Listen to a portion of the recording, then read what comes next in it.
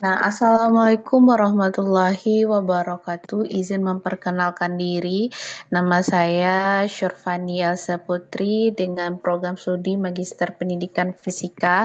Di sini saya akan mempresentasikan mata kuliah Sains Bencana itu dengan topik gempa bumi. Nah, gempa bumi adalah getaran asli dari dalam bumi, bersumber di dalam bumi yang kemudian merambat ke permukaan bumi akibat rekahan bumi, pecah dan bergeser dengan keras. Nah, gempa bumi di Ambon merupakan tercatat sebagai gempa pertama yang terdokumentasi dengan jelas di Indonesia. Kemudian gempa bumi yang paling besar itu pernah terjadi di Indonesia adalah gempa bumi Aceh sekitar pada tanggal 26 Desember 2004 dengan magnitudo sekitar 9,1 sampai 9,3 skala Richter yang eh, mengakibatkan tsunami hingga 30 meter melanda Aceh dan menyebar ke pesisir sepanjang Samudra Hindia. Nah, gempa bumi itu terdiri atas dari pembagiannya ada 5, yaitu adalah gempa bumi tektonik. Nah, gempa bumi tektonik adalah gempa bumi yang disebabkan oleh adanya pergeseran lempeng plat tektonik dan besar tenaga yang dihasilkan akibat adanya tekanan antar lempeng batuan dalam perut bumi. Kemudian gempa bumi vulkanik adalah merupakan gempa bumi yang disebabkan oleh adanya aktivitas magma pada Gunung Merapi. Kemudian gempa bumi terban, gempa bumi terban atau runtuhan adalah gempa bumi yang memiliki getaran yang diakibatkan oleh runtuhannya teroengan atau lubang di dalam tanah. Kemudian gempa bumi tumbukan, faktor utama pemicu terjadinya gempa bumi. Jenis tumbukan ini adalah akibat dari adanya meteor dan asteroid yang jatuh di permukaan bumi. Kemudian gempa bumi buatan adalah gempa bumi yang disebabkan oleh aktivitas dari manusia seperti peledakan dinamit, nuklir, atau palu yang dipukulkan ke permukaan bumi. Nah, adapun hukum fisika terkait dengan gempa bumi yang pertama adalah elastisitas adalah sifat suatu benda ketika diberikan gaya akan mengalami perubahan bentuk ketika benda dihilangkan gaya maka benda akan kembali ke dalam bentuk semula. Nah, ini terjadi pembagiannya tegangan dan regangan. Kemudian yang kedua adalah modulus Young. Nah, perbandingan antara besaran tegangan dan besaran regangan nyatakan sebagai modulus elastisitas, yaitu angka yang menunjukkan ketahanan bahan untuk mengalami deformasi perubahan. Nah, makin besar nilai modulus elastisitas benda, makin sulit benda tersebut mengalami perubahan. Kemudian integrasi pembelajarannya itu adalah di sini kita melakukan proyek elastisitas dan modulus Young yang terintegrasi mitigasi bencana gempa bumi. Nah, siswa dalam kelompok melakukan percobaan, yaitu mengukur pertemuan panjang karet gelang atau kawat dengan beban, kemudian menghitungkan tegangan, regangan, dan modulus Young, kemudian meningkatkan pemahaman siswa, kemudian keterampilan mitigasi dan kesiapan bencana alam. Nah, adapun langkah pembelajarannya yaitu dengan menggunakan model Project Based Learning, yaitu PJBL.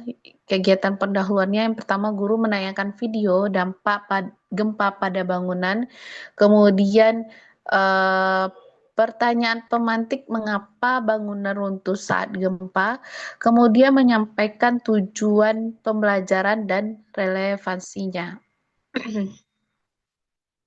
Nah, kemudian pada kegiatan inti, guru menjelaskan konsep elastisitas, tegangan dan regangan dan modulus Young. Kemudian siswa dalam kelompok melakukan percobaan, yaitu adalah mengukur pertemuan panjang karet gelang atau kawat dengan beban, kemudian menghitung tegangan, regangan, dan modulus Young, kemudian dilanjutkan dengan diskusi kelompok tentang kaitan elastisitas bahan dengan bangunan tahan gempa, kemudian membuat ide atau gambar sederhana rancangan bangunan tahan gempa, kemudian melakukan presentasi dan refleksi.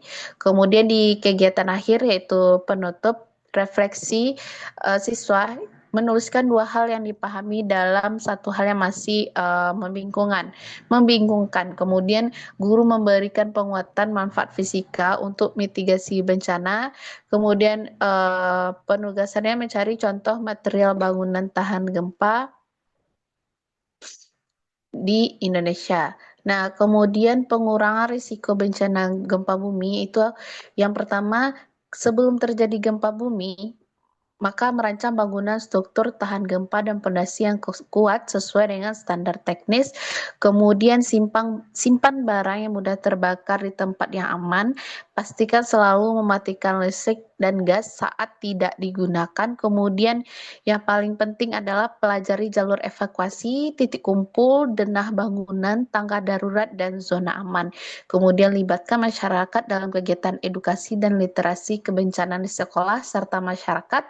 Misalnya latihan cara melindungi kepala berlindung di bawah meja, kemudian kegiatan edukasi kebencanaan menjadi bagian kurikulum dan program orientasi siswa baru agar pengetahuan tentang mitigasi gempa bumi ini melekat pada semua warga sekolah. Kemudian saat terjadi gempa bumi, nah tetap tenang dan jangan panik dan hindari berlari tanpa arah. Kemudian jauhi perabotan atau benda-benda berat yang bisa roboh, serta hindari dinding dan pintu yang rapuh. Kemudian selalu waspada terhadap kemungkinan gempa susulan. Nah, mitigasi setelah terjadi gempa bumi itu adalah hindari kembali memasuki bangunan yang telah rusak atau berpotensi roboh selama proses evakuasi.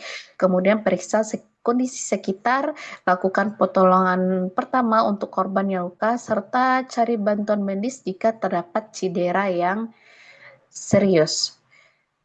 Nah, adapun kesimpulan dari presentasi saya saat ini adalah melalui pembelajaran fisika yang dikaitkan dengan bencana alam, siswa dapat memahami bahwa ilmu fisika tidak hanya berupa teori, tetapi juga memiliki peran nyata dalam kehidupan sehari-hari. Selain itu, topik ini juga selaras dengan semangat kurikulum Merdeka yang menekankan pembelajaran kontekstual dan menggunakan profil pelajar Pancasila serta berpikir kritis, gotong royong, serta peduli terhadap lingkungan sesama. Sekian presentasi saya. Apabila ada salah, saya mohon maaf. Saya akhiri. Wabillahi taufiq wal hidayah. Assalamualaikum warahmatullahi wabarakatuh.